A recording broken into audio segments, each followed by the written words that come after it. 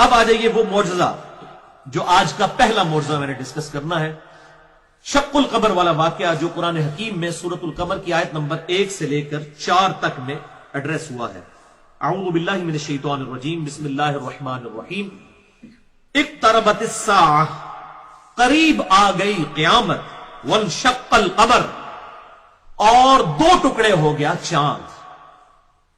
یہ قیامت کی نشانیوں میں سے ایک نشانی ہے آپ صلی اللہ علیہ وسلم کے مبارک زمانے میں چاند کا 2 ٹکڑے ہو جانا،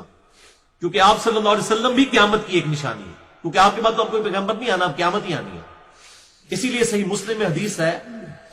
انٹرنیشنل نمبر کے مطابق 2005 نمبر کہ آپ صلی اللہ علیہ وسلم جب بھی کوئی تقریر فرمایا کرتے تھے، چاہے جمعے کا خطبہ ہو، عید کا خطبہ ہو، تو آپ صلی اللہ علیہ وسلم اپنی یہ 2 انگلیاں جوڑ کر بلند فرمایا کرتے، شہادت کی انگلی اور درمیان والی انگلی، اور کہا کرتے کہ اللہ تعالیٰ نے مجھے اور قیامت کو اس طرح ساتھ بھیجا ہے جس طرح یہ 2 انگلیاں۔ تو آپ صلی اللہ علیہ وسلم بھی قیامت کی خبر ہے، اور یہ آپ صلی اللہ علیہ وسلم کے مبارک زمانے میں چاند کا 2 ٹکڑے ہونا یہ قیامت کی خبر ہے۔ تو اللہ تعالیٰ فرماتا ہے قریب آ گئی قیامت اور 2 ٹکڑے ہو گیا چاند۔ وَإِن يَرَوْا آيَةً يُعْرِضُوا وَيَقُولُوا سِحْرٌ مُسْتَمِرٌ، جب بھی یہ کافر کوئی نشانی دیکھتے ہیں تو یہ کہتے ہیں کہ یہ تو کھلا جادو ہے،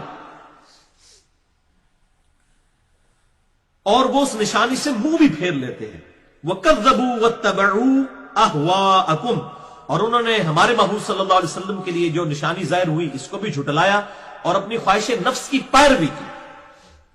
وَكُلُّ أَمْرٍ مُسْتَقِرٌ، اور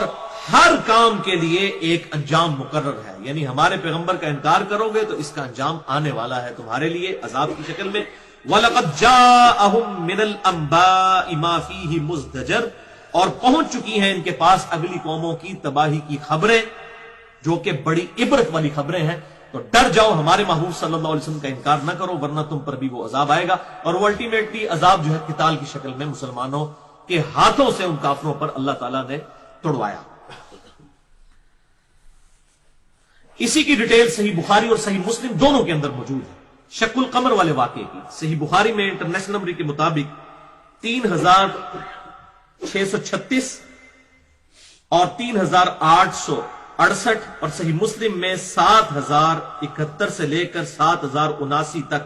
کل 9 احادیث شق القمر والے واقعے پہ صحیح مسلم میں موجود ہیں، اور مشکات میں 5854 اور 5855، اور یہ کم از کم 4 صحابہ سے یہ احادیث روایت ہوئی ہیں، سیدنا عبداللہ ابن مسعود، سیدنا عبداللہ ابن عباس، سیدنا عبداللہ ابن عمر، اور سیدنا انس ابن مالک رضی اللہ عنہم اجمعین وعلیہم السلام۔ اور ان میں عبداللہ ابن مسعود وہ ہیں جو پہلے 10 مسلمانوں میں سے، کیونکہ بعض منکرین حدیث نے اعتراض کیا کہ اس میں تو ابن عباس روایت کر رہے ہیں، ابن عباس تو اس وقت پیدا نہیں ہوئے تھے، تو ابن عباس کوئی اکیلے نہیں ہے روایت کرنے والے، ابن مسعود بھی وہ روایت کرنے والے ہیں جنہوں نے یہ واقعہ خود دیکھا ہے،